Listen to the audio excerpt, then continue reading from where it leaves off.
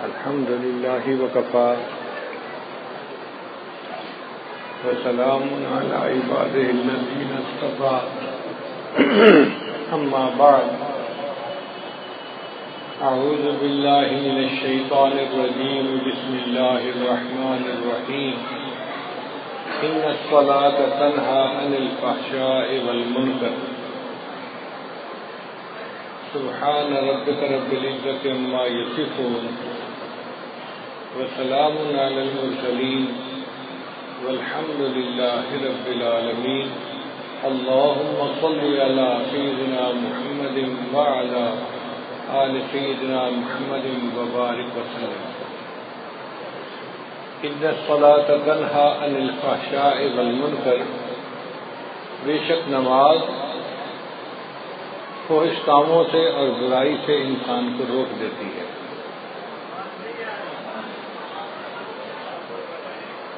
دین کے 5 ارکان ہیں جن میں نماز سب سے اعلیٰ رکن ہے۔ نبی اسلام نے ارشاد فرمایا حبب الی من دنیاکم ثلاث، تمہاری اس دنیا میں مجھے 3 چیزیں بہت پیاری ہیں، ایک خوشبو، دوسرا نیک بیوی، اور تیسرا میری آنکھوں کی ٹھنڈک نماز میں ہے۔ تو نماز کو آنکھوں کی ٹھنڈک فرمایا۔ ایک حدیث پاک میں نبی صاحب نے فرمایا کہ الصلاۃ معراج المومن، نماز تو مومن کی معراج ہے۔ نبی علیہ السلام کو اللہ تعالیٰ نے جسمانی معراج عطا فرمائی تھی، مومن کو نماز پڑھنے سے روحانی معراج حاصل ہو جاتی ہے۔ جتنے باقی احکام ہیں اللہ تعالیٰ نے اسی دنیا میں بھیجے۔ نماز کے حکم کے لیے اللہ نے اپنے محبوب صلی اللہ علیہ وسلم کو عرش پر بلایا اور وہاں پر نماز کا تحفہ عطا فرمایا۔ شروع میں 50 نمازیں فرض تھیں۔ نبی علیہ السلام جب واپس آنے لگے تو بہت خوش تھے کہ میرے پروردگار نے مجھے تحفہ دیا، میں اپنی امت کے پاس اللہ کا تحفہ لے کر جاؤں گا۔ راستے میں ایک آسمان کے اوپر حضرت موسیٰ علیہ السلام انتظار میں تھے۔ پوچھا اے اللہ کے حبیب صلی اللہ علیہ وسلم، اللہ تعالیٰ نے آپ کو کوئی تحفہ دیا؟ فرمایا 50 نمازوں کا۔ تو انہوں نے کہا اے اللہ کے محبوب صلی اللہ علیہ وسلم، میری امت پر چند نمازیں فرض تھیں اور ان کے لیے وہ پڑھنی بھی مشکل ہو گئی تھی، 50 نمازیں تو بہت زیادہ ہیں، آپ اللہ تعالیٰ سے عرض کریں کہ اللہ اس کو کم کر دیں۔ تو نبی علیہ السلام پھر اوپر عرش پر تشریف لے گئے، اللہ تعالیٰ نے 5 نمازیں کم کر دیں، 45 ہو گئیں۔ پھر دوبارہ موسیٰ علیہ السلام نے کہا، پھر نبی علیہ السلام نے دوسری مرتبہ عرض کیا تو 40 ہو گئیں۔ غرض 9 مرتبہ اوپر نیچے جانا ہوا اور 45 نمازیں معاف ہو گئیں اور 5 نمازیں رہ گئیں۔ پھر نبی علیہ السلام نے فرمایا موسیٰ علیہ السلام کو کہ اب مجھے اللہ کے سامنے جاتے ہوئے حیا آتی ہے، شرم آتی ہے، 5 نمازیں تو ہیں، میری امت 5 نمازیں پڑھ لے گی، مگر اللہ نے فرمایا کہ میرے محبوب صلی اللہ علیہ وسلم آپ کی امت 5 نمازیں پڑھے گی، ہم ان کے نام اعمال میں 50 نمازوں کا ثواب لکھیں گے۔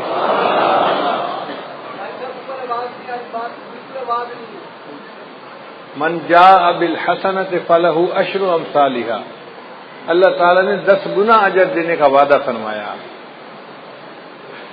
اب یہاں پر 2-3 نکتے ہیں، وہ ذرا غور سے سنیے کہ نبی علیہ السلام نے مسجد اقصی میں سب انبیاء کی امامت فرمائی، تو حضرت موسیٰ علیہ السلام کیوں راستے میں بیٹھے تھے؟ حضرت ابراہیم علیہ السلام کیوں نہ بیٹھے؟ حضرت آدم علیہ السلام کیوں نہ بیٹھے؟ کوئی اور نبی علیہ السلام کیوں نہ بیٹھے؟ حضرت موسیٰ علیہ السلام راستے میں بیٹھے انتظار کیوں کر رہے تھے؟ علماء نے جواب دیا کہ حضرت موسیٰ علیہ السلام کلیم اللہ تھے، وہ کوہ طور پہ جاتے تھے، اللہ تعالیٰ سے ہم کلامی کرتے تھے، ہم کلامی کرنے سے ان کے دل میں چاہت ہوئی کہ اے اللہ میں آپ کا دیدار کرنا چاہتا ہوں، رب ارنی انظر الیک۔ اب انہوں نے جب اللہ سے فریاد کی تو اللہ نے فرمایا میرے پیارے موسیٰ علیہ السلام دنیا میں تم زیارت نہیں کر سکتے، انک لن ترانی، نہیں دیکھ سکتے، بلکہ اللہ تعالیٰ نے کوطور پر تجلی ڈالی تو موسیٰ علیہ السلام بے ہوش ہو کر گر گئے، اور وہ تجلی بھی 70,000 پردوں میں سے تھی۔ تو موسیٰ علیہ السلام نے سوچا کہ میں تو اللہ تعالیٰ کا دیدار نہیں کر سکا، اب اللہ تعالیٰ نے معراج پر اپنے محبوب صلی اللہ علیہ وسلم کو بلایا ہے تو محبوب اللہ کا دیدار کر کے آئیں گے، میں راستے میں بیٹھتا ہوں تاکہ میں سب سے پہلے ان کا دیدار کروں جو اللہ کا دیدار کر کے آ رہے ہیں۔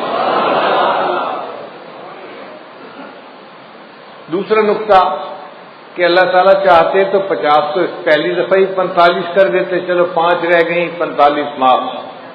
یہ 5 5 5 کر کے 9 دفعہ چکر لگانا، یہ کیا مسئلہ ہوا؟ علماء نے جواب دیا کہ اللہ تعالیٰ اگر چاہتے تو ایسا کر سکتے تھے، مگر اللہ تعالیٰ نے 5 5 نمازوں کو معاف اس لیے کیا کہ کل کو کہنے والے اعتراض نہ کریں کہ اللہ کے حبیب صلی اللہ علیہ وسلم کو معراج حاصل ہوا تھا بس ایک دفعہ چلے گئے تھے۔ اللہ نے فرمایا نہیں، ایک دفعہ وہ عرش پر نہیں آئے، میرے محبوب جتنی مرتبہ چاہیں گے اتنی مرتبہ عرش کے اوپر آئیں گے۔ تو 9 مرتبہ نبی علیہ السلام عرش پر گئے اور اللہ نے 45 نمازوں کو معاف کر دیا اور باقی 5 نمازیں رہ گئیں۔ اب ایک تیسرا نقطہ بڑا مزے کا ہے کہ حضرت موسیٰ علیہ السلام نے کہا کہ اللہ کے حبیب صلی اللہ علیہ وسلم 50 نمازیں بہت زیادہ ہیں، آپ کم ہونے کی درخواست کریں۔ تو کیا حضرت موسیٰ علیہ السلام نبی علیہ السلام سے زیادہ ذہین تھے؟ خود نبی علیہ السلام کو خیال نہ آیا کہ کم کروا لینی چاہیے؟ تو علماء نے اس کا جواب دیا ہے، وجہ یہ تھی کہ نبی علیہ السلام اللہ کی تجلی سے حاصل کر چکے تھے، اللہ کا دیدار کر چکے تھے، اس دیدار کرنے کی وجہ سے نبی علیہ السلام پر اللہ کے عشق کے ایک غلبے کی کیفیت تھی۔ اس حال میں اللہ اگر 500 نمازوں کا حکم بھی فرما دیتے تو نبی علیہ السلام اس کو بھی قبول فرما لیتے۔ جب محبوب کا جلوہ ہوتا ہے پھر بندے کو پتہ نہیں چلتا، اور اس کی دلیل یہ ہے کہ یوسف علیہ السلام کا جلوہ ہوا تھا اور مصر کی عورتوں نے اپنے ہاتھوں کی انگلیاں کاٹ دی تھیں، ان کو پتہ ہی نہیں چلا تھا کیا کاٹ رہی ہیں۔ تو اگر عورتیں اپنے ہاتھوں کی انگلیاں کاٹ سکتی تھیں تو نبی علیہ السلام کو جب اللہ کا دیدار نصیب ہوا تو محبوب کا ذہن اس طرف گیا ہی نہیں کہ یہ زیادہ ہیں، محبوب نے فرمایا میرے رب نے جو فرمایا ہے میری امت اس کو پورا کرے گی۔ مگر موسیٰ علیہ السلام نے تو تجلی نہیں پائی تھی، تو اس لیے انہوں نے بات کو سمجھا کہ کم ہونی چاہیے، تو اللہ تعالیٰ نے ایک طریقے سے 50 کا حکم تو دیا مگر اس کو 5 کر دیا اور حکم فرمایا میرے محبوب آپ کی امت 5 نمازیں پڑھے گی، میں ان کے نام اعمال میں 50 نمازوں کا ثواب لکھوا دوں گا۔ اس نماز کا حکم ہر کسی کو ہے، ساری مخلوق کو ہے۔ اللہ کی شان دیکھیے، درخت جو ہیں وہ قیام کی حالت میں ہیں، جو چوپائے ہیں وہ رکوع کی حالت میں ہیں، جو کیڑے مکوڑے ہیں وہ سجدے کی حالت میں ہیں، اور جو پہاڑ ہیں وہ قعدے کی حالت میں، اتحیات کی حالت میں ہیں۔ کل قد علم صلاتہ و تسبیحہ، اللہ فرماتے ہیں ہر کسی کو اپنی نماز کا پتہ ہے کہ کیسے ادا کرنی ہے، مگر ساری مخلوق ایک ایک رکن ادا کر رہی ہے۔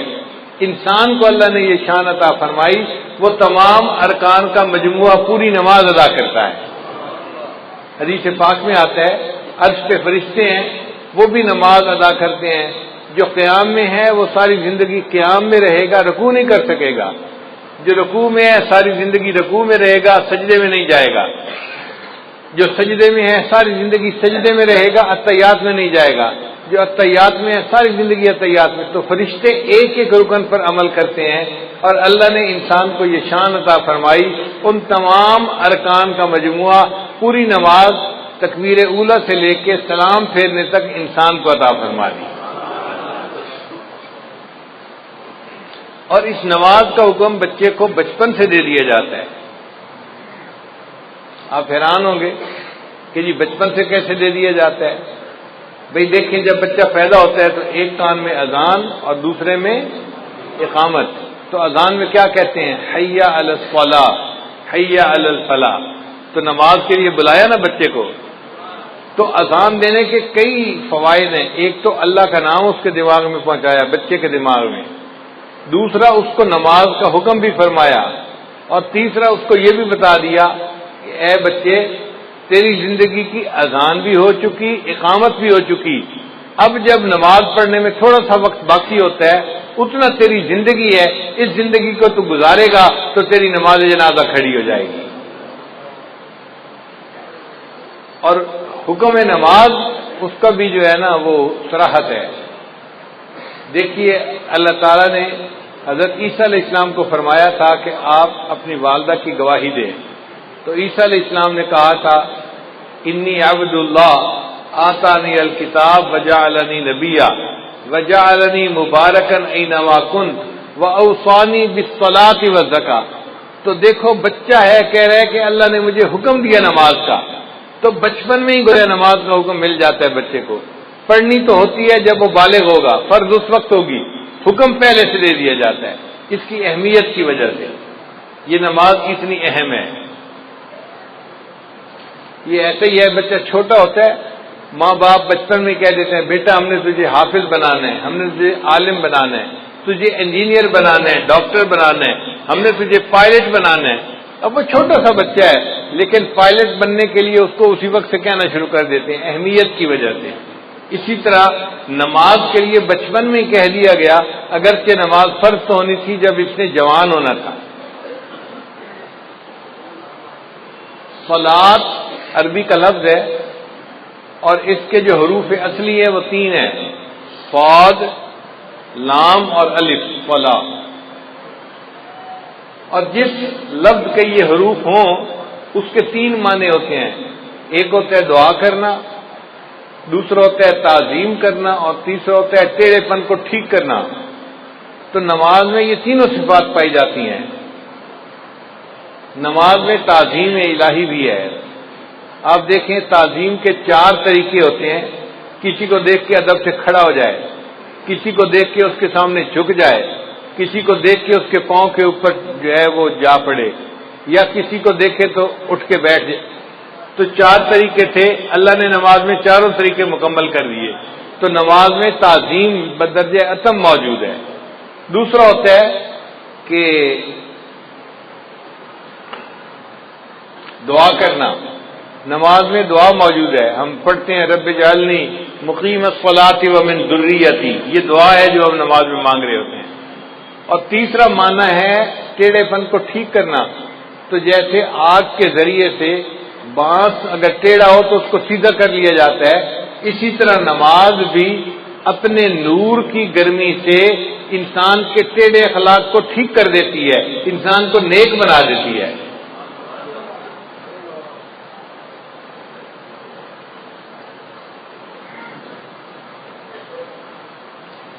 اب ایک نقطہ اور بھی ہے کہ 5 نمازیں اللہ نے کیوں بنائی؟ 7 بن جاتی، 3 بن جاتی، 10 بن جاتی، 5 کیوں؟ علماء نے اس کا خوبصورت جواب دیا. وہ فرماتے ہیں کہ اللہ تعالیٰ نے ہر انسان کو 5 حواس عطا فرمائے ہیں. 5 جن کو حواس خمسہ کہتے ہیں. چھوٹے بچے سکولوں میں پڑھتے بھی ہیں. وہ 5 حواس کون سے ہیں؟ دیکھنا، سننا، سونگھنا، چھونا اور چکھنا. یہ 5 حواس ہیں جو اللہ نے ہر بندے کو عطا فرمائے ہیں. اور 5 حواس پر شکریہ ادا کرنے کے بدلے اللہ نے ان پر 5 نمازیں فرض فرما دی. جو 5 نمازیں پڑھتا ہے وہ گویا 5 حواس کا شکریہ ادا کر رہا ہوتا ہے اللہ کا.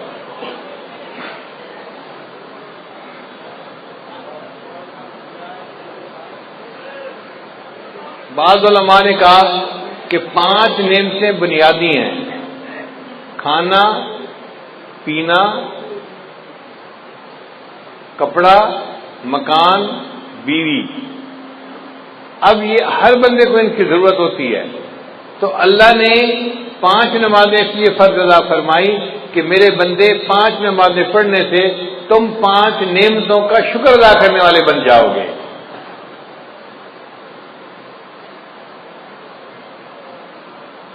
بعض علماء نے لکھا کہ 5 مصیبتیں ہیں جن میں سے ہر بندے نے گزرنا ہے.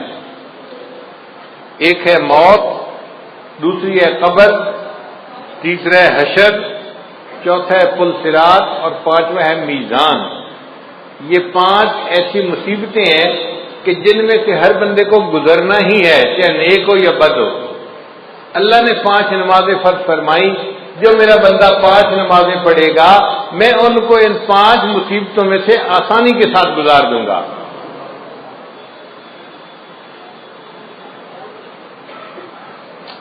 اب سوال پیدا ہوتا ہے کہ اللہ تعالیٰ نے فجر کے وقت نماز کیوں فرض فرمائی؟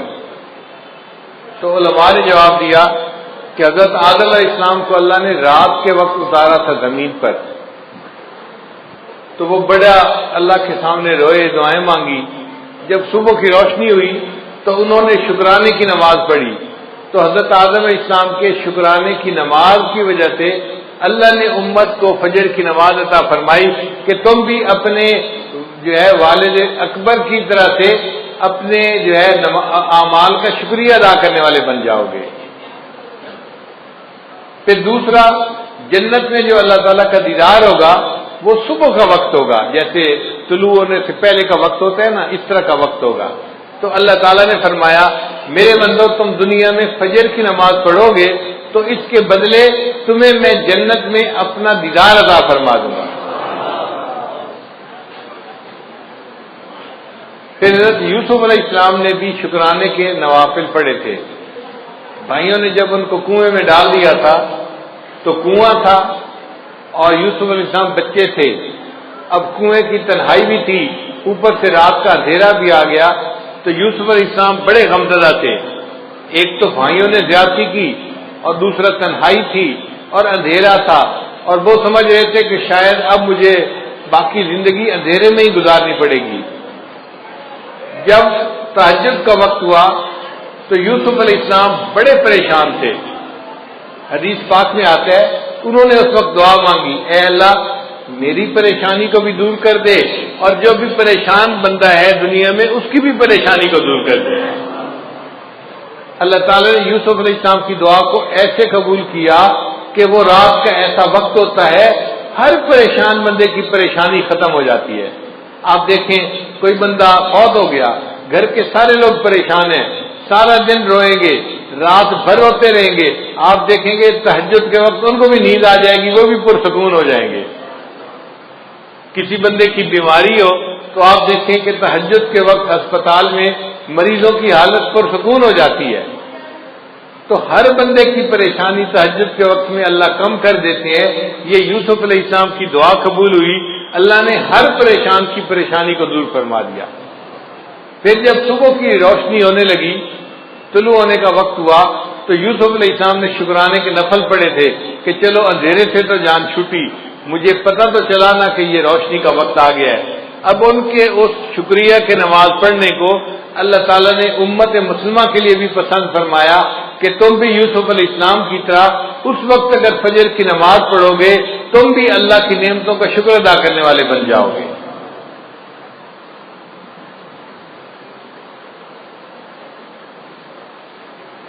پھر ظہر کی نماز اللہ نے کیوں فرض فرمائی؟ اس لیے کہ ظہر کے بعد سورج ڈھلتا ہے. تو مومن کو اللہ نے سبق دیا، دیکھو چڑھتے سورج کی ہر کوئی پرستش کرتا ہے، لیکن جب سورج ڈھلنے لگ جائے تم اپنے رب کی عبادت کرو. ہم چڑھنے اور اترنے والوں کی پرورش نہیں کرتے، ہم اپنے رب کی پرورش کرتے ہیں. ہم سورج اور چاند کی پرورش کرنے والے نہیں، ہم اپنے پروردگار کی عبادت کرنے والے بندے ہیں. پھر یہ کہ وہ گرمی کا وقت ہوتا ہے تو اللہ تعالیٰ نے فرمایا میرے بندو تم میں سے جو کوئی ظہر کی نماز پڑھے گا گرمی کے وقت میں اس کے بدلے اس کے لیے قیامت کے دن کی گرمی کا برداشت کرنا آسان کر دوں گا، اس کو میں عرش کا سایہ عطا فرما دوں گا.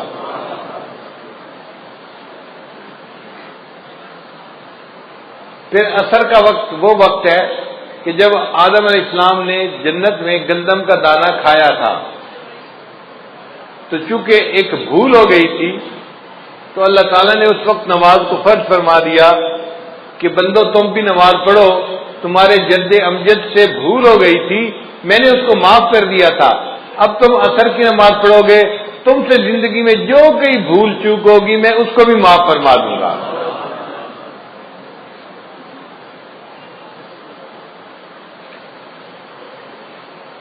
پھر عصر کے وقت حضرت یونس علیہ السلام کو مچھلی نے اپنے پیٹ سے باہر نکالا تھا، تو اللہ تعالیٰ نے فرمایا کہ میرے بندو تم بھی حالات کی مچھلی کے پیٹ میں پھنس سکتے ہو۔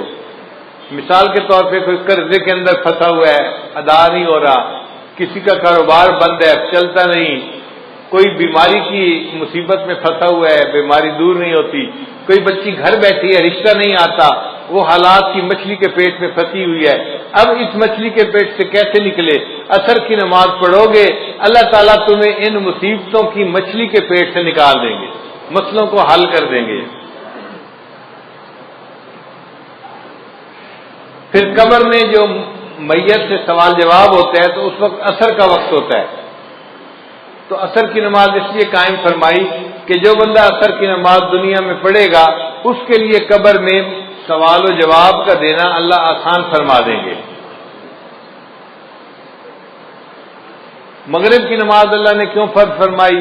اس لیے کہ سارے دن میں جو غلطیاں ہوئی، کوتاہیاں ہوئیں، اب یہ مغرب کی نماز پڑھے گا، اللہ پورے دن کے گناہوں کو اس کے بدلے معاف فرما دیں گے۔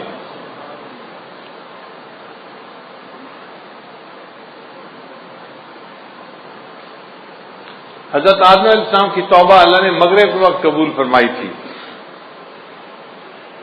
تو امت محمدیہ کو مغرب کی نماز دی گئی کہ تم اگر مغرب کی نماز پڑھو گے اس کے بدلے ہم تمہاری زندگی کے سب گناہوں کو معاف کر دیں گے، تمہاری توبہ کو بھی قبول فرما لیں گے۔ اب عشاء کی نماز یہ اس امت کی خصوصیت ہے، پہلے کسی امت کو عشاء کی نماز نہیں ملی، عشاء کی نماز امت محمدیہ ہی کو ملی ہے۔ کیوں کہ نبی علیہ السلام کو جو معراج ملا تھا وہ عشاء کی نماز کے وقت ملا تھا۔ اللہ نے فرمایا میرے محبوب آپ کی امت عشاء کی نماز پڑھے گی، آپ کو تو میں نے جسمانی معراج عطا فرمایا، آپ کی امت کو عشاء کی نماز کے بدلے روحانی معراج عطا فرما دو۔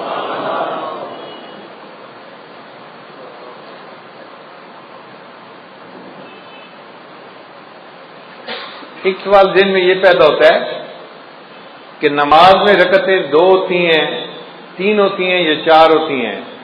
فجر کی 2 رکعت فرض ہے، ظہر کی 4 رکعت فرض ہے، مغرب کی 3 رکعت فرض ہے، تو 2، 3 اور 4 رکعتیں، یہ رکعتوں کا سلسلہ اتنا ایسے کیوں ہے؟ 1 رکعت ہوتی، 2 رکعت ہوتی، کام ختم ہو جاتا، آخر 2 رکعت، 3 رکعت یا 4 رکعت میں کیا حکمت ہے؟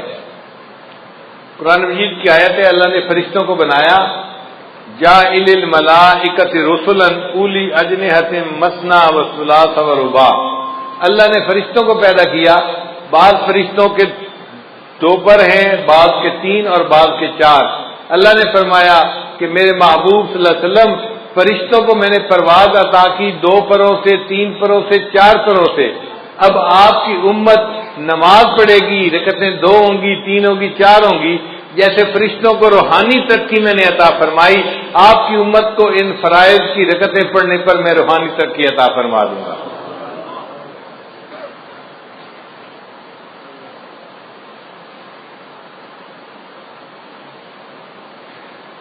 پھر کل رکعتیں جو انسان کے اوپر لازم ہیں وہ 17 ہیں، 2 فجر کی، 4 ظہر کی، 4 عصر کی، 3 مغرب کی، اور عشاء کی 4 رکعت فرض اور 3 رکعت وتر، یہ 17 رکعتیں بنتی ہیں۔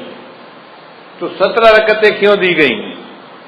علماء نے جواب دیا کہ نبی علیہ السلام نے معراج میں 17 چیزوں کی سیر کی تھی، 8 جنتوں کی، 7 آسمانوں کی، تو 7 اور 8 15 بن گئے، اور 1 عرش اور 1 کرسی، 17 ہو گئے۔ اللہ نے اپنے حبیب صلی اللہ علیہ وسلم کو 17 چیزوں کی سیر عطا فرمائی تھی، اس کے بدلے ہمارے اوپر 17 رکعتیں فرض فرما دی، امت ان 17 رکعتوں کو ادا کرے گی، میں ان کو بھی روحانی طور پہ سیر عطا فرما دوں گا۔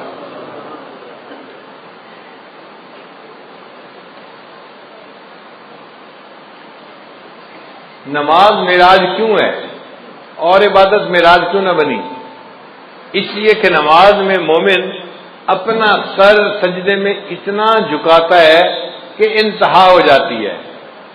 اس لیے اگر کہیں گھاس والی جگہ ہو اور نماز پڑھنی پڑے تو بندہ اگر گھاس کے اوپر پیشانی لگا کے اٹھا لے تو سجدہ نہیں ہوتا، یا کوئی فوم کا گدا ہو اور بندہ اوپر پیشانی لگا کے اٹھا لے تو سجدہ ادا نہیں ہوتا. سجدے کے لیے ضروری ہے کہ اتنا سر جھکائے کہ نیچے سے زمین کی سختی محسوس ہونے لگ جائے. جب سختی نیچے سے محسوس ہوگی، اب سر نیچے جا ہی نہیں سکتا، تب سجدہ مکمل ہوگا. اللہ نے فرمایا میرے بندے تو نے سجدہ کرنے میں اپنے سر کو جھکانے کی انتہا کر دی، اس حالت میں میرے بندے میں نے تجھے اٹھانے کی انتہا کر دی، میں نے تجھے معراج عطا فرما دیا. اس لیے سجدے کی حالت میں مومن معراج کی حالت میں ہوتا ہے.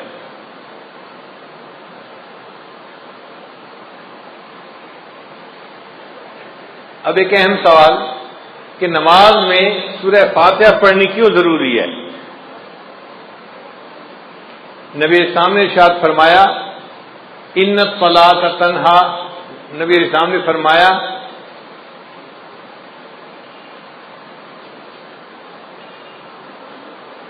لا صلاۃ الا بفاتحۃ الکتاب، کہ سورہ فاتحہ پڑھے بغیر نماز نہیں ہوتی. علماء نے لکھا ہے کہ فاتحہ پڑھنی ضروری ہے. اگر کسی بندے نے نماز میں فاتحہ پڑھ لی تو باقی کچھ بھی نہیں پڑھا، اس کی نماز ہو جائے گی. فاتحہ نہیں پڑھی تو نماز نہیں ہوتی. نماز فاتحہ پڑھنی ضروری. اتنی اہمیت کیوں ہے؟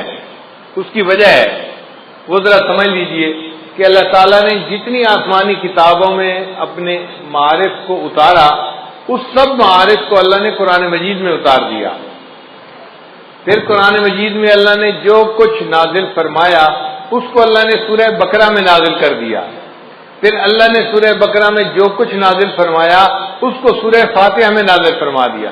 اس لیے سورہ فاتحہ کو فاتحہ کہتے ہیں. یہ اوپننگ چیپٹر ہے قرآن مجید کا. اس کو باب القرآن کہتے ہیں. یہ قرآن پاک کا دروازہ ہے. یعنی پورے قرآن میں جو مضامین تھے وہ سارے کے سارے سورہ بقرہ میں آ گئے، سورہ فاتحہ میں آ گئے. ذرا اس پر غور کر لیجئے کہ سورہ فاتحہ میں کیسے آ گئے. سورہ فاتحہ میں الحمدللہ یہ دو الفاظ ہیں جو اللہ کی تعریف کرتے ہیں. اب پورے قرآن مجید میں اللہ کی جتنی تعریفیں ہیں، جتنی اللہ کی عظمت بیان ہوئی، اللہ کی کبریائی بیان ہوئی، وہ الحمدللہ کے لفظ میں سمٹ کے آ گئی کہ تعریفیں سب کس کے لیے ہیں؟ اللہ کے لیے. اور سچی بات یہ ہے کہ تعریفیں سجتی اللہ ہی کو ہیں. حتیٰ کہ اگر کوئی بندہ دوسرے بندے کی تعریف کرے تو وہ بھی اللہ کی تعریف کر رہا ہے. خاوند بیوی کی تعریف کرے تو وہ بھی اللہ کی تعریف کر رہا ہے. کیوں؟ بیوی کو کس نے بنایا؟ اللہ نے بنایا. بیوی خاوند کے اچھے اخلاق کی تعریف کرتی ہے تو وہ اللہ کی تعریف کر رہی ہے. خاوند کو اچھے اخلاق کس نے دیے؟ اللہ نے دیے. ماں باپ اولاد کی تعریف کریں تو اللہ کی تعریف. کیوں؟ اولاد کس نے دی؟ اللہ نے دی. ہم دنیا کی کسی چیز کی تعریف کریں وہ تعریف حقیقت میں اس کے پیدا کرنے والے کی تعریف ہے. تو تعریف کا مالک حقدار حقیقت میں فقط اللہ ہی ہے. الحمدللہ ان الفاظ میں بندہ اقرار کرتا ہے اے اللہ تعریف اگر کسی کی ہو سکتی ہے تو وہ آپ ہی کی ذات ہے، آپ ہی کو تعریف سجتی ہے. تعریفوں کی انتہا ساری کی ساری آپ کے لیے ہے. اس لیے قیامت کے دن نبی السلام کے ہاتھوں میں جو جھنڈا ہوگا اس کا نام ہوگا لواء الحمد، حمد کا جھنڈا. اور نبی علیہ السلام کا نام اللہ نے رکھا احمد. احمد کا معنی وہ بندہ جس نے اللہ کی سب سے زیادہ دنیا میں تعریفیں کی ہوں. اور واقعی جتنی نبی علیہ السلام نے اللہ کی تعریفیں کی ہیں دنیا میں کسی اور نے اللہ کی اتنی تعریفیں نہیں کی. اور اس امت کا نام قیامت کے دن ہوگا حمادون، اللہ کی سب سے زیادہ تعریفیں کرنے والے.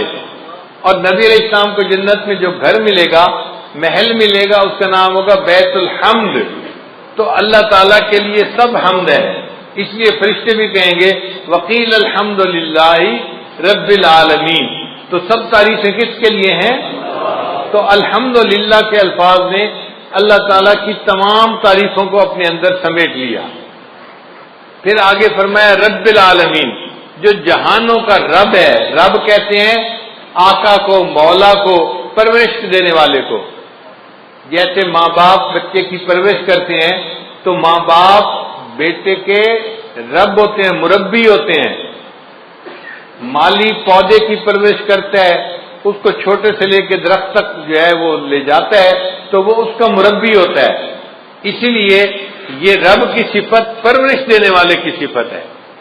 اللہ تعالیٰ ساری کائنات کا رب ہے، وہ ساری کائنات کو پالتا ہے۔ پالنے کی صفت کس میں ہے؟ اللہ رب العزت کے اندر۔ اس لیے اللہ تعالیٰ نے انسان کو دنیا میں بھیجنے سے پہلے عالم ارواح میں پیدا فرمایا چھوٹے چھوٹے جسموں کے ساتھ، اور ان سے وعدہ لیا تھا الست بربکم، کیا میں تمہارا رب نہیں ہوں؟ تو اس سوال کے جواب میں نبی علیہ السلام نے سب سے پہلے کہا تھا بلا، اے اللہ آپ ہی ہمارے پروردگار ہیں، رب ہیں۔ اور آپ کے جواب کو سن کر پھر ساری مخلوق نے اس جواب کو ریپیٹ کیا تھا، اللہ آپ ہی ہمارے رب ہیں۔ اللہ نے فرمایا اچھا سب نے میرے ساتھ وعدہ تو کر لیا، مجھے رب سمجھتے ہو، میں تمہیں دنیا میں بھیجتا ہوں آزمانے کے لیے کہ دنیا میں جا کے تم کس کو رب مانتے ہو۔ چنانچہ آج لوگ سمجھتے ہیں ہم نوکری سے پل رہے ہیں، ہم فیکٹری سے پل رہے ہیں، ہم زراعت سے پل رہے ہیں، ہم کاروبار سے پل رہے ہیں۔ نہیں، ہم اللہ سے پل رہے ہیں، اللہ ہمیں پال رہا ہے، ہمیں کوئی اور چیز نہیں پال رہی۔ اسی لیے دعوت و تبلیغ والے لوگ کہتے ہیں نا کہ بھائی ان اسباب کی نفی کرو۔ سچی بات ہے، جس طرح پہلے زمانے میں لات اور منات کی نفی کی جاتی تھی، اسی شد و مد کے ساتھ ان اسباب کی نفی کرنی چاہیے، اپنے دل کو سمجھانا چاہیے میں زراعت سے نہیں پل رہا، میں اپنی تجارت سے نہیں پل رہا، میں اپنی نوکری سے نہیں پل رہا، میں فیکٹری سے نہیں پل رہا، مجھے کون پال رہا ہے؟ میرا اللہ مجھے پال رہا ہے۔ رب ہمارا کون ہے؟ اللہ ہے، اللہ پالنے والا ہے۔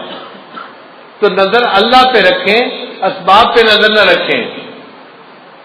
تو نے پتھر میں کیڑے کو پالا، خشک مٹی سے سبزہ نکالا، یہ تیرا ہے جہاں، یہ زمین آسماں اے خدایا، کس نے تیری حقیقت کو پایا۔ ہمارے ایک دوست تھے ڈاکٹر صاحب، وہ کہتے ہیں کہ میں اپنے بچوں کو لے کے سوات سیر کے لیے گیا، ایک پتھر مجھے نظر آیا، ذرا پنک رنگ کا تھا، تو میری بیوی کہنے لگی ہمارے جو بیٹھک ہے نا اس میں پنک رنگ کی چیزیں ہیں اور یہ پتھر بالکل اسی رنگ کا ہے، اس پتھر کو اٹھا لو گھر میں جا کے رکھ دیں گے تو یہ ان سے میچ کر جائے گا، اور تو بیچاروں کو ہر وقت میچنگ کی پڑی ہوئی ہوتی ہے۔ چنانچہ وہ پتھر انہوں نے اٹھا لیا، وہ گول سا پتھر تھا، وہ کہتے ہیں کہ وہ پتھر 3 سال ہمارے گھر پڑا رہا ڈیکوریشن پیس کے طور پہ، جو آتا پتھر کو دیکھ کر بڑا خوش ہوتا، کتنا خوبصورت پتھر ہے اور بالکل رنگ میچ کر رہا ہے۔ کہنے لگے کہ 3 سال کے بعد ایک دن میری بیوی گھر کی صفائی کر رہی تھی، صفائی کرتے ہوئے اس نے جو پتھر کو اٹھایا کہ میں اس کو ذرا صاف کر دوں کپڑے سے، ہاتھ سے پتھر گرا اور نیچے گر کر ٹوٹ گیا۔ جب پتھر ٹوٹا تو وہ اندر سے خالی تھا، ہالو تھا۔ کہنے لگی کہ اس نے دیکھا اندر ایک کیڑا تھا اور اس نے چلنا شروع کر دیا۔ 3 سال وہ پتھر ہمارے گھر میں رہا اور اللہ نے اس بند پتھر کے اندر اس کیڑے کو پال کے دکھا دیا۔ تو جو پروردگار مخلوق کو رزق دیتا ہے، پالتا ہے، اس پروردگار ہی کے لیے تعریفیں ہیں۔ تو رب العالمین کے لیے لفظ سے گویا ہم نے اتنی بڑی بات کو تسلیم کر لیا کہ ہمارا رب کون ہے، اور وہ ایک بندے کا رب نہیں ہے یا انسانوں کا رب نہیں ہے، وہ جہانوں کا رب ہے، جو مخلوق ہے جہاں بھی ہے سب کا رب وہی ہے۔ اسی لیے قرآن مجید کو الحمدللہ رب العالمین سے شروع کیا اور آخر پہ جا کے ختم کہاں کیا؟ قل اعوذ برب الناس ملک الناس۔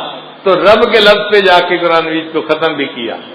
اور انسان جب دنیا سے جائے گا قبر میں تو فرشتے آ کے جو پہلا سوال پوچھیں گے وہ سوال ہوگا من ربک، تیرا رب کون ہے؟ تو دنیا میں کیا ایمان بنا کے آیا، کیا سیکھ کے آیا، بتا تیرا رب کون ہے؟ جو اللہ پہ توکل کرتا ہوگا وہ کہے گا ربی اللہ، میرا رب اللہ ہے۔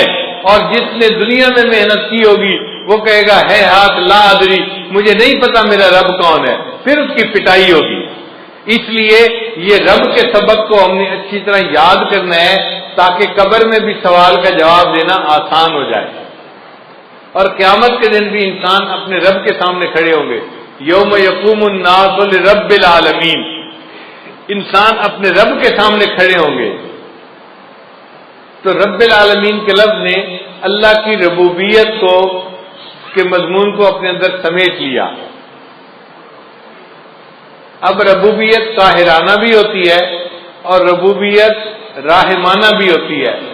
باپ بھی مربی ہوتا ہے مگر روب ہوتا ہے، جلال ہوتا ہے، تھپڑ بھی لگا دیتا ہے بچے کے، سختی کرتا ہے. اور ماں میں بھی جو ہے یہ ربوبیت ہوتی ہے، مربیانہ صفت ہوتی ہے مگر رحمت والی ہوتی ہے. ماں محبت سے بچے کی پرورش کرتی ہے. اب اللہ تعالیٰ اس کائنات کے رب ہیں تو ان کی ربوبیت کیسی ہے؟ فرمایا الرحمن الرحیم، رحمت والی ربوبیت ہے اللہ کی. وہ رحمت کی ربوبیت سے پوری کائنات کی پرورش فرما رہا ہے. اب رحمان اور رحیم دو لفظ ہیں. رحمان کہتے ہیں اس ذات کو کہ جس کے پاس بے انتہا خزانے ہوں، اور رحیم کہتے ہیں کہ اس کے خزانے استعمال بھی بے انتہا ہو رہے ہوں. دو صفتیں ہوتی ہیں، بندے کے پاس پیسہ بھی بہت زیادہ ہو اور دل بھی بہت بڑا ہو کہ اپنے پیسے کو غریبوں پہ تقسیم بھی کر رہا ہو. کئی مرتبہ بندہ سخی تو بڑا ہوتا ہے، پیسے ایک ڈھیلا پیسے کا نہیں ہوتا، اس کی سخاوت کس کام کی؟ یا بندے کے پاس پیسہ تو بہت ہوتا ہے، خرچ کرنے کی صفت نہیں ہوتی تو پیسہ کس کام کا؟ مزہ تو تب ہے کہ پیسہ ہو بھی بہت زیادہ اور خرچ کرنے کی عادت بھی خوب ہو اس کی. اللہ تعالیٰ میں یہ دونوں صفتیں موجود ہیں. اللہ کے پاس رحمتوں کے خزانے بھی بے انتہا ہیں اور اللہ کی رحمت خرچ بھی بے انتہا ہو رہی ہے، اپنے اور پرائے سب پہ خرچ ہو رہی ہے. رحمان کہتے ہیں اس کو جو دنیا میں اپنے اور پرائے سب پر رحمت فرماتا ہے. دیکھیں دنیا میں کافروں کو جو رزق ملتا ہے کون دیتا ہے؟ کافروں کو اولاد کون دیتا ہے؟ صحت کون دیتا ہے؟ رزق کھانے کو کون دیتا ہے؟ اللہ دیتا ہے. وہ کتنا رحیم ہے، رحمان ہے کہ جو ایمان والوں کو بھی رحمت نواز رہا ہے اور کافروں کو بھی رحمت سے نواز رہا ہے. تو اپنے اور پرائے سب کو وہ ایمان والوں کو بھی دیتا ہے، وہ وفاداروں کو بھی دیتا ہے، وہ دنیا میں غداروں کو بھی دیتا ہے. وہ بڑا کریم آقا ہے. اور قیامت کے دن اللہ تعالیٰ ایمان والوں کے ساتھ خاص رحمت فرمائیں گے. وَكَانَ بِالْمُؤْمِنِينَ رَحِيمًا. پھر رحمان کہتے ہیں کہ جس کی رحمت دنیا میں خاص ہو، اور رحیم کہتے ہیں کہ جس کی رحمت آخرت میں خاص ہو. تو رحمان اور رحیم کے دو لفظ لانے سے عجیب مضامین کو سمیٹ لیا گیا. اب پورے قرآن مجید میں رحمت کے جتنے مضامین ہیں وہ رحمان اور رحیم کے لفظ کے اندر سمٹ کے آ گئے. پھر اس کے بعد فرمایا مالک یوم الدین، اللہ تعالیٰ قیامت کے دن کا مالک ہے. ایک ہوتا ہے قیامت کے دن کا منصف ہونا، قاضی ہونا. بھائی دیکھیں جو قاضی ہوتا ہے نا وہ قانون کا پابند ہوتا ہے، وہ ملزم کی فیور نہیں کر سکتا. وہ کہتا ہے جی مجھے تو قانون کے مطابق فیصلہ کرنا تھا، میں تو مجبور تھا، میں فیور نہیں کر سکتا. اللہ تعالیٰ قیامت کے دن کے صرف منصف نہیں مالک بھی ہیں، اور مالک کو اختیار ہوتا ہے وہ جس کی چاہے فیور کرے اور جس کو چاہے معاف فرما دے. تو اللہ نے فرمایا میں قیامت کے دن کا مالک ہوں، میں جس کو چاہوں گا قیامت کے دن اس کو معاف فرما دوں گا، اس کی بخشش فرما دوں گا. تو مضمون جتنا قیامت کا پورے قرآن مجید میں آیا اس کو مالک یوم الدین کے الفاظ نے اپنے اندر سمیٹ لیا. پھر اس کے بعد فرمایا ایاک نعبد، اے اللہ ہم آپ ہی کی عبادت کرتے ہیں. عبادت کے لائق فقط اللہ ہی کی ذات ہے. عبادت کس کی کرنی چاہیے؟ اب مشرک کیا کرتے ہیں؟ وہ کہتے ہیں ہم اللہ کی بھی عبادت کرتے ہیں. بھئی یہ بھی کا نقطہ نہیں چاہیے، ہم اللہ ہی کی عبادت کرتے ہیں. اب کوئی بندہ کہے جی نقطے سے کیا بنتا ہے؟ بھئی نقطے سے بہت فرق پڑتا ہے. آپ بتاؤ اگر کوئی بیوی کسی خاوند کو کہے میں آپ کی بھی بیوی ہوں تو اس کو نقطہ قبول ہوگا؟ خاوند کہے گا نہیں تم کہو میں آپ ہی کی بیوی ہوں. بھئی اگر خاوند یہ نقطہ برداشت نہیں کرتا تو رب تو اللہ تعالیٰ تو بڑی عظمت والا ہے، وہ بھی شرک کا نقطہ برداشت نہیں کرتا، وہ بھی کہتا ہے عبادت کرنی ہے تو کس کی کرنی ہے؟ فقط اللہ ہی کی کرنی ہے۔ ایاک نعبد، آپ ہی کی اللہ عبادت کرتے ہیں اور آپ ہی سے مدد مانگتے ہیں۔ ہمارے حاجت روا بھی آپ ہیں، مشکل کشا بھی آپ ہیں، اللہ ہمارے جو ہیں وہ کام کو سر انجام دینے والے آپ ہی ہیں، اللہ ہی کی طرف توجہ رکھنی ہے۔ تو مدد ہم کس سے مانگا کریں؟ اللہ سے مانگا کریں۔ مخلوق سے مدد مانگنے کی کوئی ضرورت نہیں، مخلوق مدد نہ مانگے، اللہ سے مدد مانگے جو حقیقت میں انسان کی ہر حال میں مدد کر سکتا ہے۔ مخلوق تو کبھی مدد کے لیے آ جائے گی اور کبھی کہے گی بھائی میں چاہتا ہوں کہ میں آپ کو قرض دے دوں، میرے حالات ساتھ نہیں دے رہے، میرا کاروبار ساتھ نہیں دے رہا، میری مجبوری ہے، میرے گھر والے ساتھ نہیں دے رہے۔ تو مخلوق تو مجبور ہوتی ہے، دوسرے کی مدد نہیں کر سکتی۔ ایسے مجبوروں سے مدد کیا مانگنا؟ مدد اس سے مانگو جس کو کوئی مجبوری نہیں، وہ جب چاہے جہاں چاہے جس کی چاہے ہر حال میں مدد کر سکتا ہے۔ اس کے بعد فرمایا اہدنا الصراط المستقیم، اللہ ہمیں سیدھے راستے کی رہنمائی فرما دیجیے۔ چنانچہ سب سے اہم چیز جو انسان کو مانگنی چاہیے وہ ہدایت ہے۔ اللہ سے یہ دعا مانگے اے اللہ مجھے سیدھے راستے کی رہنمائی فرما دیجیے۔ چنانچہ قرآن مجید میں ہدایت کے جتنے مضامین تھے وہ اہدنا الصراط المستقیم کے اندر سمٹ کے آ گئے۔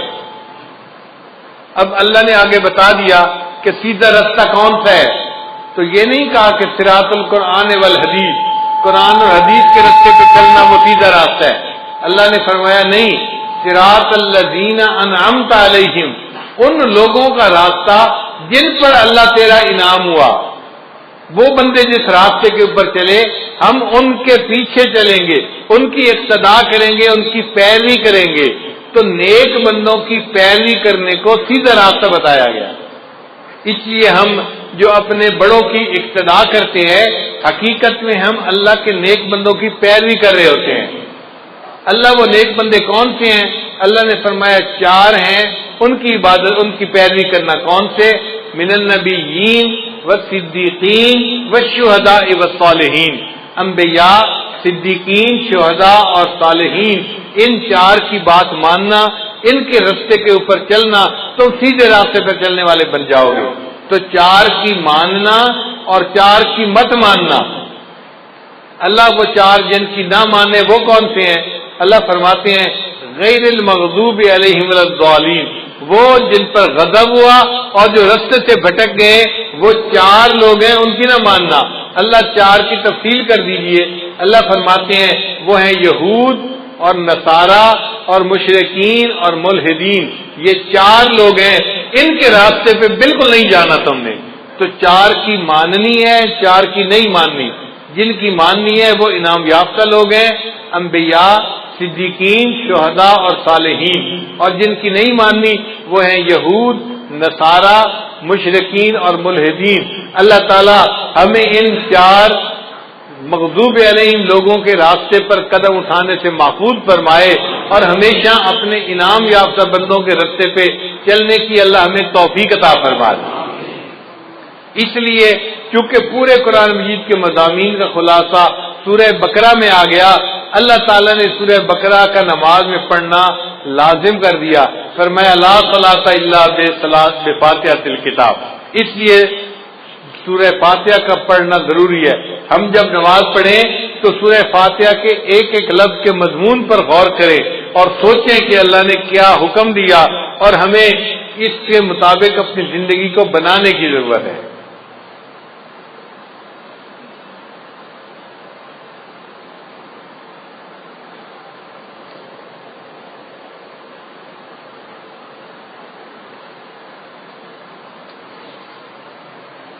اب ایک اور نقطہ، آخر اللہ تعالیٰ کو نماز اتنی پسند کیوں ہے کہ نبی علیہ السلام نے فرمایا مومن اور کافر کے درمیان فرق کرنے والی چیز نماز ہے، اور جو بندہ نماز پڑھے گا اللہ تعالیٰ اس کے سارے دن کے کاموں کا ذمہ دار بنے گا، اللہ اس کے کاموں میں اس کی مدد کرے گا اور اس کی اللہ تعالیٰ ہر حال میں جو ہے وہ پشت پناہی فرمائیں گے۔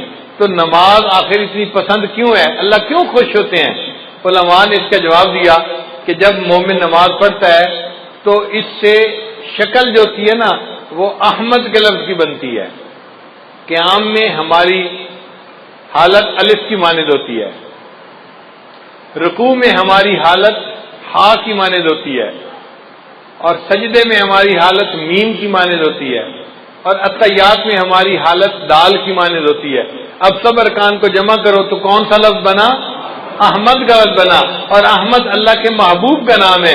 اللہ فرماتے ہیں میرے بندے تو نماز میری پڑھ رہا ہے لیکن تیرا جسم میرے محبوب کے نام کی شکل بنا رہا ہے، تو مجھے میرے محبوب کی یاد دلا رہا ہے، اس حال میں مجھے تیرے اوپر بھی پیار آ رہا ہے،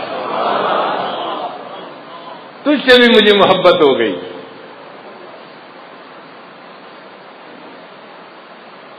پھر سجدہ جو ہے نا یہ نماز کے اندر سب سے اہم پوزیشن ہے کہ بندہ اپنی پیشانی اللہ کے، سجدہ فنا کی مانند ہے اور سجدے سے اٹھنا بقا کی مانند ہے، اس لیے سجدے کی بڑی اہمیت ہے۔ اس کی مثال یوں سمجھیں کہ جیسے کوئی کسی کے قدموں پہ جا پڑے منت سماجت کرتے ہوئے، بندہ اپنے پروردگار کے قدموں پہ جا پڑتا ہے، اس کے سامنے سر کو زمین پہ رکھ دیتا ہے، اے اللہ مجھ سے جو غلطیاں کوتاہیاں ہوئی تو مجھے معاف کر دے، میں نے تیرے سامنے اپنے سر کو جھکا دیا۔ اور یہ دنیا میں سجدہ کرنے کی سعادت جس کو نصیب ہوگی آخرت میں بھی وہی سجدہ کر سکے گا۔ قرآن مجید میں ہے اللہ تعالیٰ قیامت کے دن بندے کو کھڑا فرمائیں گے اور پھر ان کے سامنے ساق کی تجلی فرمائیں گے، یوم یکشف عن ساق، اور جب تجلی فرمائیں گے تو جو نمازی ہوں گے وہ سارے سجدے میں جا پڑیں گے، اور جو نماز نہیں پڑھتے ہوں گے ان کی کمر جو ہوگی نا وہ بالکل سیدھی ہو جائے گی، سخت ہو جائے گی، اور وہ سجدہ کر ہی نہیں سکیں گے، وہ سجدے سے محروم ہو جائیں گے۔ ہم دنیا میں غیب کے سجدے کرتے پھر رہے ہیں، دنیا میں غیب کا سجدہ ہے، محبوب سامنے تو نہیں ہے، مگر ایک وقت آنے والا ہے کہ ہمیں ایسا بھی سجدہ اللہ عطا فرمائیں گے کہ جب اللہ کا دیدار ہو رہا ہوگا، اس کی ساتھ کا دیدار ہوگا، اور اس وقت ہم شہود کا سجدہ کریں گے۔ وہ خوش نصیب لوگ ہوں گے جو شہود کا سجدہ کریں گے اور اللہ سے اس کی نعمتوں کو پانے والے بن جائیں گے۔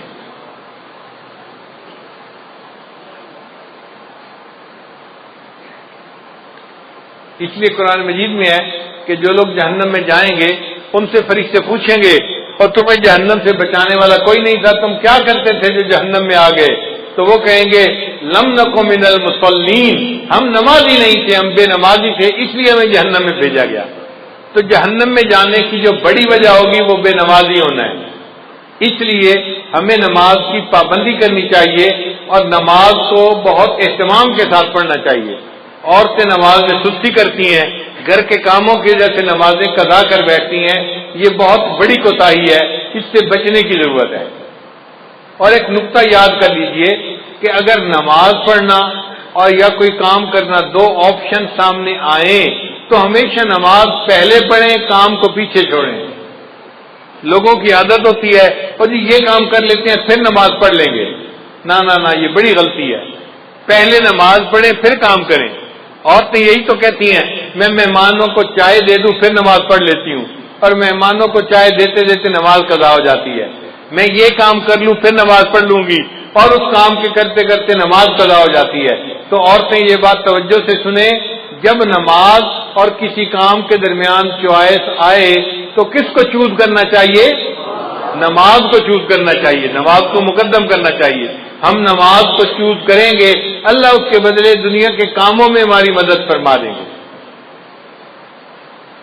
ہم ایک مرتبہ پشاور سے واپس اسلام آباد کی طرف آ رہے تھے، راستے میں عصر کا وقت ہو گیا، اول وقت تھا۔ میں نے دوستوں کو کہا کہ بھئی نماز کے لیے روکو، پہلے نماز پڑھیں گے پھر آگے سفر کریں گے۔ مسجد چھوٹی سی تھی، 10-12 بندے نماز پڑھ سکتے تھے، اور 5-7 تو ہم ہی تھے۔ ہم نے نماز پڑھنی شروع کی، اتنے میں ایک اور گاڑی والے آ کے رکے، 4-5 بندے تھے، سب داڑھی والے، ایسے لگتا تھا جیسے جماعت میں جانے والے بندے ہوں۔ ان میں سے 2 بندے گاڑی میں سے نیچے اتر آئے کہ نماز پڑھ لیتے ہیں۔ ایک نے کہا یار چھوٹی سی مسجد ہے، تنگی ہوگی، آگے کوئی 50 میل کے فاصلے پہ ایک بڑی مسجد ہے، وہاں جا کے نماز پڑھیں گے۔ تو اس کے کہنے پہ جو مسجد میں آئے تھے وہ بھی واپس چلے گئے اور وہ گاڑی والے چلے گئے۔ ہم نے نماز پڑھی، نماز پڑھ کے ہم اسلام آباد کی طرف روانہ ہوئے۔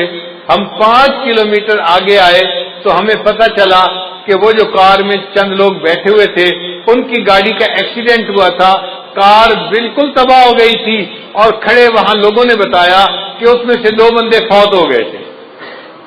اب بتائیں کہ ان لوگوں نے وقت کی نماز ادا نہیں کی تھی۔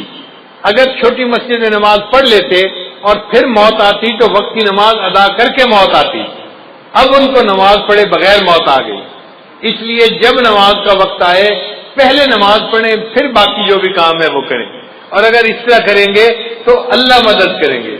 ایک عرب کا واقعہ سن لیں، میں اپنی بات کو مکمل کرتا ہوں کہ وہ دیہاتی آدمی تھا اور اس کا نہری پانی کا معاملہ تھا اور زمین میں پانی دینے کا مسئلہ تھا۔ تو بیوی نے کہا دیکھیں فصل خشک کھڑی ہے، آپ پہلے پانی دے دیں اور پھر آپ اگر نماز کا وقت بچے تو جائیں، ورنہ اگر جمعہ کا ادا بھی ہو گیا تو کیا فرق پڑتا ہے۔ اس نے کہا ہرگز نہیں، میں جا کے جمعہ پڑھوں گا اور پھر بعد میں آ کے دیکھوں گا پانی کا وقت بچتا ہے یا نہیں بچتا۔ دونوں وقت ایک جیسے تھے، ادھر جمعے کا وقت تھا، ادھر پانی کا وقت تھا۔ خیر بیوی چپ ہو گئی۔ اب جب وہ جمعے کے لیے نکلنے لگا نا تو پتہ چلا کہ ان کا جو اونٹ تھا وہ کہیں بھاگ گیا تھا۔ تو بیوی نے پھر شور مچایا، دیکھیں ہمارے پاس اونٹ اتنا قیمتی ہے، سواری کے کام آتا ہے، اور ہم دوسرا اونٹ تو خرید نہیں سکتے، اونٹ کہیں کھل کے چلا گیا ہے، ابھی تو قریب ہوگا، آپ اونٹ کو ڈھونڈ لیں، مل جائے گا، جمعہ بعد میں پڑھ لینا، زور پڑھ لینا اور اونٹ کو تلاش کر لینا۔ اس نے کہا کہ نہیں، میں پہلے جمعہ پڑھوں گا، بعد میں آ کے اونٹ کو تلاش کروں گا۔ وہ بندہ خیر جمعہ پڑھنے چلا گیا۔ اللہ کی شان دیکھیں، جب جمعہ پڑھ کے گھر واپس آیا کیا دیکھتا ہے کہ اونٹ دروازے کے اوپر بندھا ہوا ہے۔ اس نے بیوی سے پوچھا یہ اونٹ کیسے آیا؟ بیوی کہنے لگی میں گھر بیٹھی آٹا گوندھ رہی تھی کہ مجھے باہر کتوں کے بھونکنے کی آواز آئی۔ میں نے گھر کا دروازہ کھول کے دیکھا تو میں نے دیکھا کہ 4-5 کتے اس کے پیچھے لگے ہوئے تھے اور یہ اونٹ بھاگتا ہوا اپنے گھر واپس آ رہا تھا۔ جب یہ دروازے کے قریب پہنچا تو میں نے اس کی مہار پکڑ کے دروازے کے ساتھ باندھ دیا۔ اللہ نے کتوں کے ذریعے سے اونٹ کو ویسے ہی گھر پہنچا دیا۔ اس نے کہا چلو اللہ نے میرا ایک کام تو کر دیا، اب میں جاتا ہوں اور جا کے زمین کو پانی بھی لگاتا ہوں۔ اللہ کی شان جب وہ پانی لگانے کے لیے گیا تو کیا دیکھتا ہے، اس کی پوری زمین کو پانی لگا ہوا ہے۔ وہ بڑا حیران کہ یہ پانی کیسے لگ گیا میری زمین کو۔ ابھی وہیں کھڑا تھا کہ اس کا جو ہمسایہ تھا نا دیہاتی، وہ آیا زمیندار اور کہنے لگا بھائی مجھے معاف کرنا، میں نے اپنی زمین کو پانی لگانا تھا، میرا نمبر پہلے تھا، آپ کا نمبر بعد میں تھا۔ جب میں نے اپنی زمین کو پانی لگایا تو میرے اور تمہارے زمین کے درمیان جو سوراخ بنا ہوا تھا نا وہ کھلا ہوا تھا، مجھے اس کا پتہ نہیں تھا، میں اپنی زمین کو پانی لگاتا رہا، جب لگا کے دیکھا تو تمہاری زمین کو پورا پانی لگ چکا تھا۔ اللہ نے جمعہ کی نماز پڑھنے کے بدلے اس کی زمین کو پانی بھی لگوا دیا اور اس کے اونٹ کو بھی واپس گھر پہنچا دیا۔ ہم اگر نماز پڑھیں گے اللہ تعالی ہمارے کاموں کو سنواریں گے اور ہماری سرپرستی فرمائیں گے۔ اس لیے نماز کو اہمیت دینی چاہیے اور ہرگز قضا نہیں کرنی چاہیے۔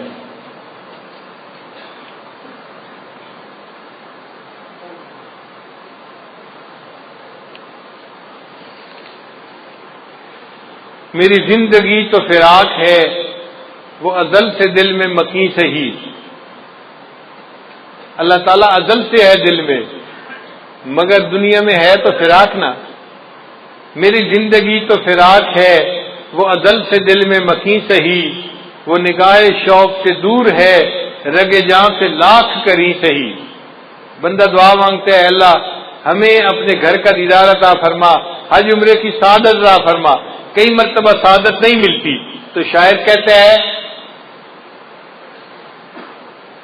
تیرا در تو ہم کو نہ مل سکا تیرے راہ گزر کی زمین سے ہی، تیرا در تو ہم کو نہ مل سکا تیرے راہ گزر کی زمین سے ہی، ہمیں سجدہ کرنے سے کام ہے جو وہاں نہیں تو یہی صحیح۔ اللہ سجدہ کرنا ہے نا، وہاں جا کے نہیں کر سکے تو یہاں تجھے سجدہ کرتے ہیں. اور آخر پہ کہتے ہیں سرے طور ہو سرے حشر ہو ہمیں انتظار قبول ہے. آج دنیا میں ہم غیب کے سجدے کرنے ہیں، اللہ ہمیں قیامت کے دن دیدار کے ساتھ سجدہ عطا فرمائیں گے. سرے طور ہو سرے حشر ہو ہمیں انتظار قبول ہے. وہ کبھی ملے وہ کہیں ملے، وہ کبھی صحیح وہ کہیں صحیح. اللہ ملنے کا وعدہ تو کرے، کہیں ملنے کا وعدہ کرے، کبھی ملنے کا وعدہ کرے. ہم انتظار کرنے کے لیے تیار ہیں، مگر ہم آپ کا دیدار کر کے رہیں گے اور قیامت کے دن آپ کے قدموں پہ سر سجدے میں ڈال کر رہیں گے. اللہ تعالی ہمیں نماز کا پکا پابند بنا دے. وآخر دعوانا ان الحمد للہ رب العالمین.